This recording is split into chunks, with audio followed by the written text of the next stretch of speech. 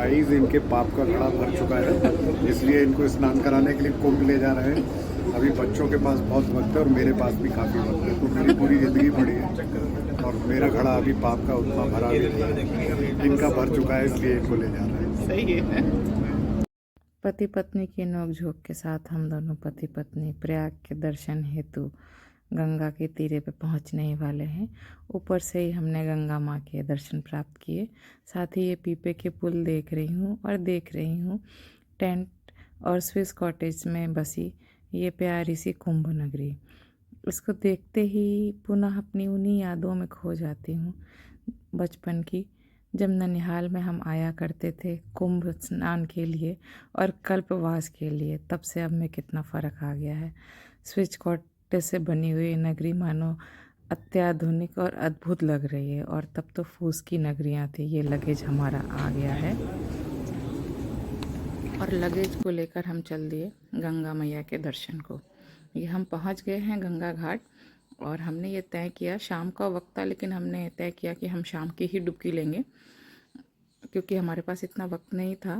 मैया ने बड़े संकुचित वक्त में बुलाया था, पर आभार इस बात का कि माता के दर्शन हुए और हमें गंगा में डुबकी लगाने का भी सौभाग्य प्राप्त हुआ। इस अमृत स्नान में हम दोनों ने हाथ पकड़ के एक साथ डुबकी लगाई। और ये देखिए, पतिदेव को देख के मुझे बहुत हंसी आ रही है। फाइनली मैंने अपने ननद जी को भी डुबकी लगवा ही दी और ये हम चंदन लगवा रहे हैं। हम दोनों पति पत्नी ने गंगा माँ की जय बोली। और ये देखिए, हमारे ननद और नंदोई हैं। ये इलाहाबाद में रहते हैं। वकील साहब की वजह से बहुत सुविधा रही, बहुत आसानी से हम गंगा स्नान कर पाए। ऐसे ऐसे रास्तों से वो लेके गए जहाँ हमें बिल्कुल भी भीड़ नहीं मिली। और शाम को उन्होंने जो बाटी और चोखा खिलाया था वो तो एकदम से लाजवाब था, उसका कोई जवाब नहीं था। कहते हैं किसी भी पुण्य नगरी में स्नान, दान, ध्यान, संत दर्शन और मान्य का साथ मिले तो वह पुण्य सफल हो जाता है। गंगा माँ और भोलेनाथ की इच्छा से ये सभी चीज़ें हमें प्राप्त हुई। चूँकि नंदोई रह रहे थे वहाँ पे और ननद जी भी साथ थी, तो मान्य का साथ भी मिला, दान भी किया, स्नान भी किया और संत दर्शन भी हुए। हम इसके बाद मेले में घूमते हुए अनेक शिविरों में गए, जिसकी मैं साथ साथ फ़ोटोग्राफ्स भी डाल रही हूँ। और ये कैलाशानंद गिरी जी का टेंटेज है, बहुत ही सुंदर भव्य था और इसमें तो लाइव परफॉर्मेंस भी हो रही थी लोगों को आकर्षित करने के लिए। फिर हम यहाँ पहुँचे गुरुकर्णिका। यहाँ पे बड़े ही अच्छी तरीके से पूरे आश्रम को सजाया गया था। फूल पत्तियाँ भी लगाई गई थी, पेड़ पौधे भी लगाए गए थे, तरह तरह की झांकियाँ भी बनाई गई थी। ये गोरखनाथ मंदिर की झांकी है और ये झांकी देखिए गोवर्धन पर्वत उठाए हुए श्री कृष्ण जी की है और सभी ग्रामवासियों की। बहुत ही अद्भुत नज़ारा था। और इस आश्रम में तो इन्होंने वाटरफॉल भी बनाया था, जो मुझे बहुत अच्छा लग रहा था। और ये सब करने के बाद हम पहुँचे वात्सल्य ग्राम।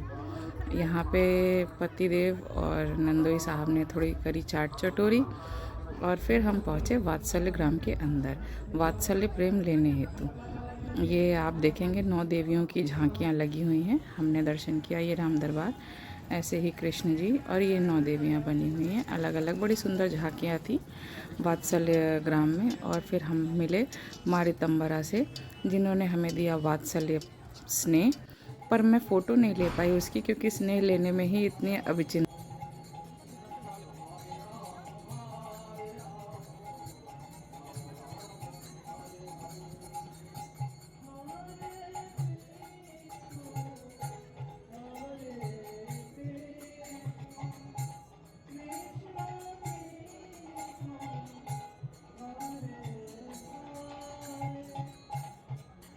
वात्सल्य ग्राम की फ़ोटो नहीं ले पाई थी, पर कुंभ का सबसे सोल क्रशिंग पार्ट जो था, आत्मा को विभोर कर देने वाला, वो ये मेरे बाबा जी का आश्रम था। यहाँ पे जाना मेरे लिए, मैं क्या बताऊँ क्या था।